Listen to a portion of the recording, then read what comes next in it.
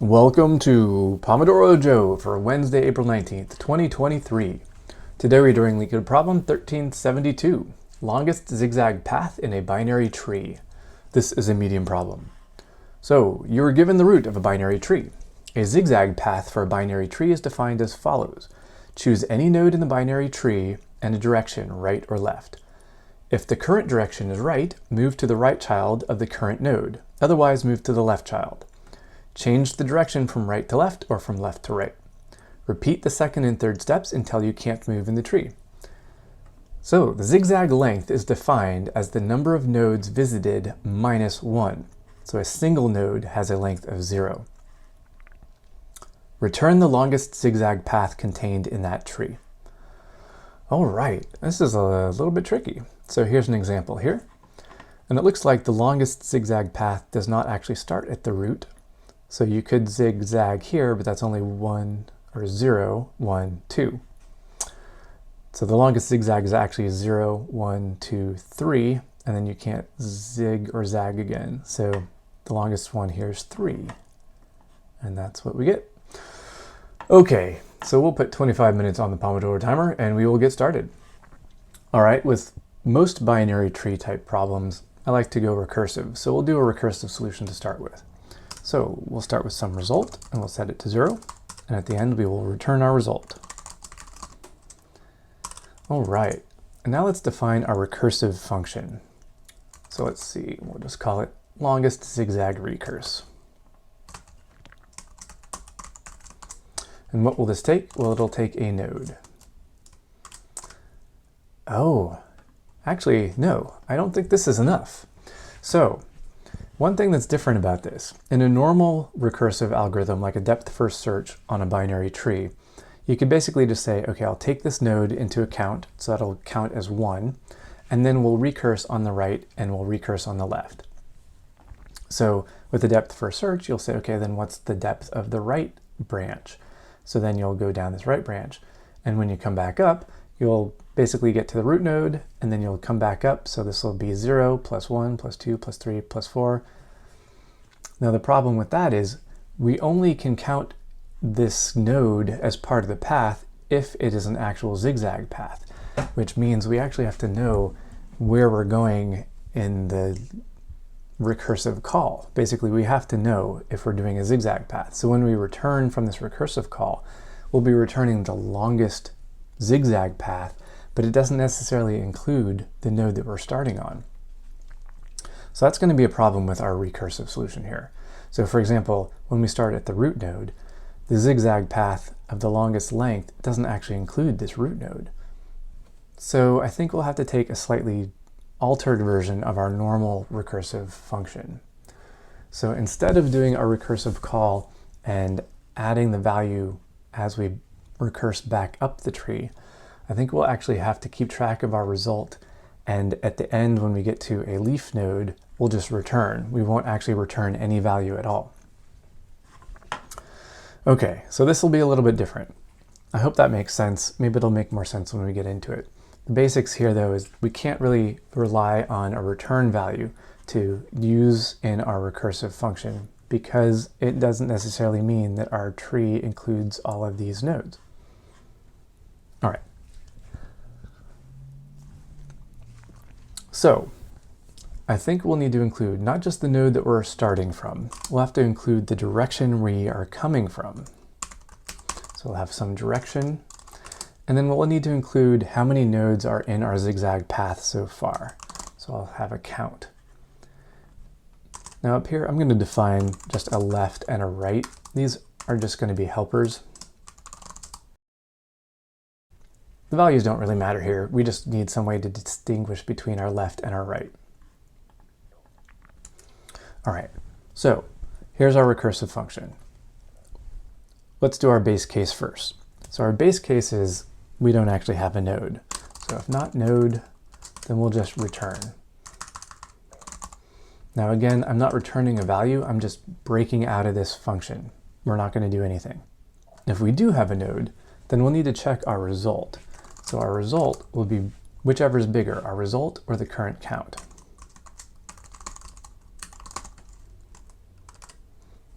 So again, we're passing our count down as we go. So when we get to the end, we'll be able to say, well, which one is bigger, our current result or this count? All right, and now we have 4 cases. We have the case where we came from the left and we're going to go to the right, which continues our zigzag. We have the case where we came from the left, but we're going to go to the left again, which is a new zigzag. Or we came from the right and we're going to go left, continues our zigzag. Or we came from the right and we're just going to go right again, and that's going to start a new zigzag. Okay, so let's see, if direction. All right, so if we came from the left, then we can continue this zigzag. I'll do this.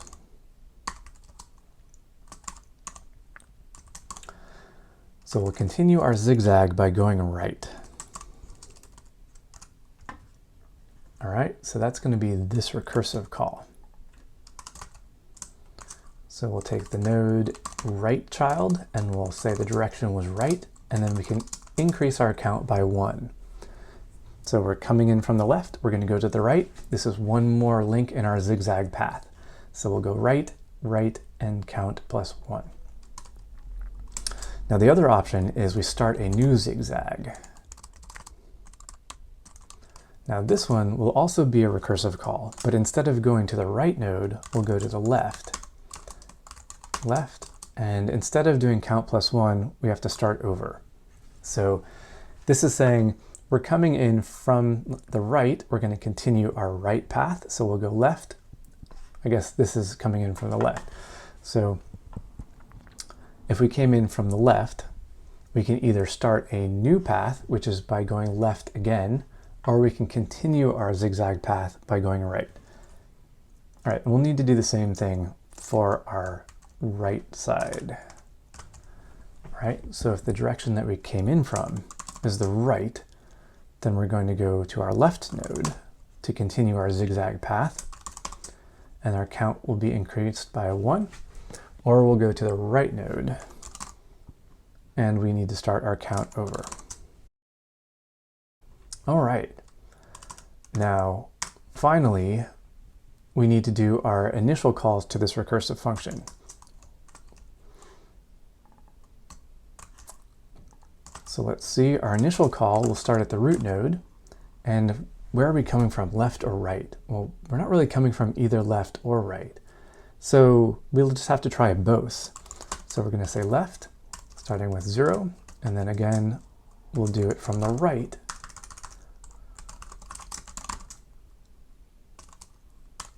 With 0. All right, so this almost works. We're almost there. There's one thing that I am missing. So we're going to start from the root node. We're going to just say, assume we had some parent node and we came in from the left side. We don't really have that parent node. We just need to say, we just need some way to start off this initial call. And we'll say we start with 0 as our count, because our root node, when we come in here, we'll say we have the root node, but our result at just having the root node should be 0, because a single node has a length of 0. So when we have the root node, we'll come in here, our result will be the max of result or 0, which in this case is just 0. And then we can continue down and do our zigzag path. But now we go to these recursive calls. With the recursive call, I'm actually starting from this current node, and I'm going to the left node, saying I'm coming from the left-hand side, which means that when we recurse on this, we actually have not only our left node here, we have its parent node, or the node that we're coming from, which means that we should have a count at 1. We actually have, let's say, these 2 nodes. So that should be a count of 1 instead of 0. So we actually need to say this is like 0 plus 1, because it's going to be like this count plus 1. So we need to start these at 1 instead of 0. It's a little bit tricky, but see if you can walk through this on your own. Just sort of walk through this manually by following these steps and see if it makes sense. All right, let's run this and see how we do. All right, so because my result is declared outside of this function, I actually need to say this is a non-local value, and that's the non-local result. So let's try this again. All right, and it seems to work. So let's give this a shot, see how we do. And we pass. We do okay, not great. 25% for runtime, 25% for memory. That's not great. Let's go back and see if we can do anything to clean this up. One, I'm just going to remove these comments. Should clean things up a little bit. The other thing we can do is say this could be an else. We don't need to do two ifs. And we actually don't even need, well, do we? Nope. We don't need to do this comparison because if it's not left, it has to be right. So that might save us a little bit of time. Okay, let's see if this helps. Oh, this should just be an else. That's right. Still works. Let's see how we do. Do a little bit better. 30% for runtime, 23% for memory. So a little bit. Okay, so yeah, we'll try one more thing to see if we can improve on this. Let's try caching out our recursive calls. So let's see. This will depend on whether or not nodes are cacheable, so we'll see if this works. Let's see if this saves us anything. In fact, it does far worse. We only beat 10% for runtime and 5% for memory. So that actually doesn't save us anything. All right, so this is the recursive solution. We go through, we check to see if we have a node. If we do have a node, then we'll say, is our result for this node better than our current result? If it is, then we'll store that in our result.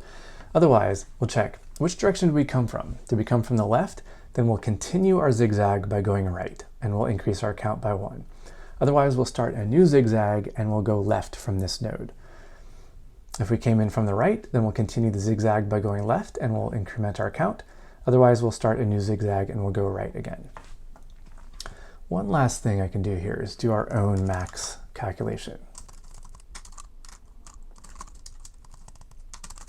All right, let's try this. This might save us a little bit.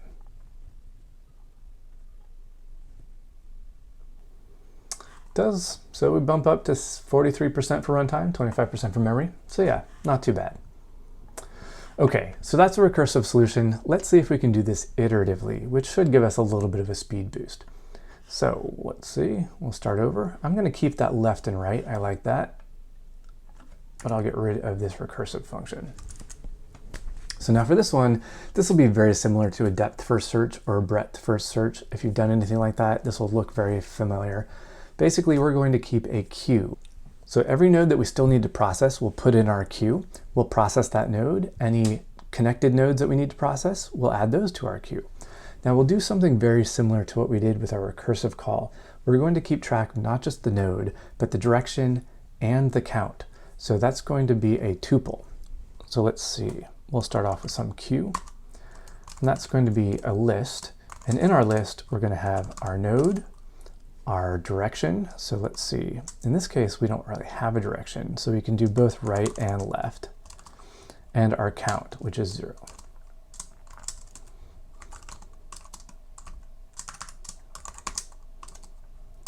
All right, so we're going to start off with our two base cases here. And then while we have nodes in our queue, we'll grab a node, a direction, and a count. So that's just saying queue.pop, and we'll just pop 0. So this will be breadth first. And we'll do basically the same thing we did before. So if not node, we'll just continue. We're done. Otherwise, we'll see if this count is better than our result. So our result will equal the max of our result, or this count. And now we need to go through and push nodes onto our queue.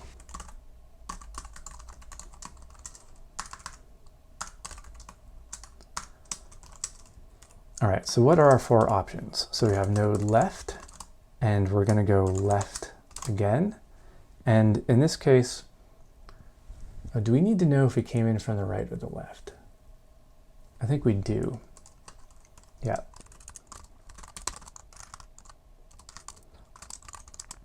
Yeah, so this is very similar to the last algorithm.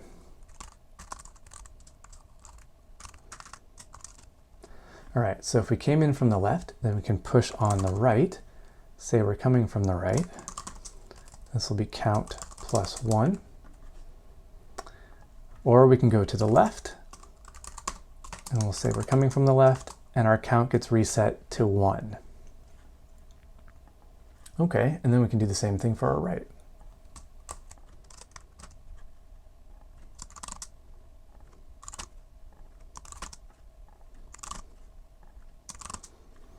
Okay, so this should look very similar to our recursive algorithm. Okay, I think we got this all worked out.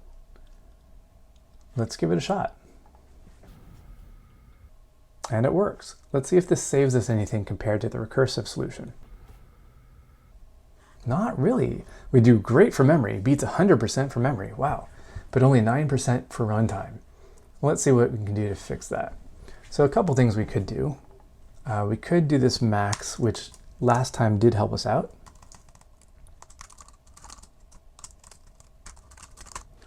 Okay. The other thing we could do, this else if. Actually, that didn't save us much last time, did it? Let's try this. So the only thing changed here is that max calculation.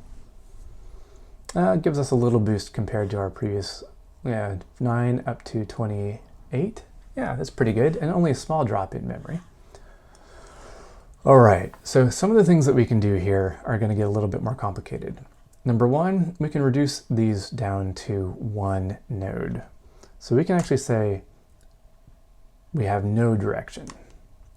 So let's say we're coming in from our root node, we don't have any direction at all. That's going to be a little bit problematic when we look for the direction left or direction right. We actually want to do all of these. So we'll put continues. How about that? So if we have a left, then we'll do the left side and we'll continue. If we have a right, we'll do the right side and continue. Now if we don't have a left or a right, meaning neither direction, then we have to do all of these. Well, not all of these. We just have to do, I guess, the two where we add one. Because if we didn't have an incoming direction, then we go right and we go left. Okay, I think that should help. So we cut down on one node here. That might not actually help us. Still works. Let's see if this gains us any type of runtime improvement. Oh, that's significant. So now we're at 83% for runtime and still 100% for memory. Well, that's a pretty good solution. I like that one. Okay, what else can we do? Well, I think the main thing that jumps out to me right now is this queue. So right now this queue is just your standard Python list. Now there's a special data structure called a deck that's really good at pushing and popping. It's great for this exact type of situation. So instead of using a queue, let's use a deck. That's D-E-Q-U-E.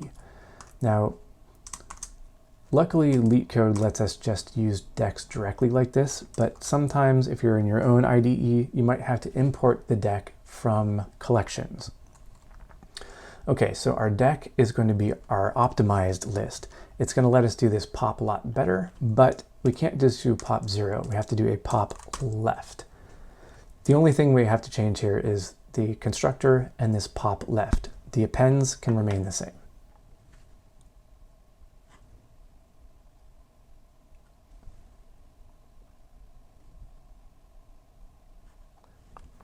Let's see, I think it didn't like this. I think we have to initialize this with a list. Yeah, that was it. So now that we've got the initializer right, let's see how we do. And that's a good improvement. We're at 91% for runtime, 99% for memory.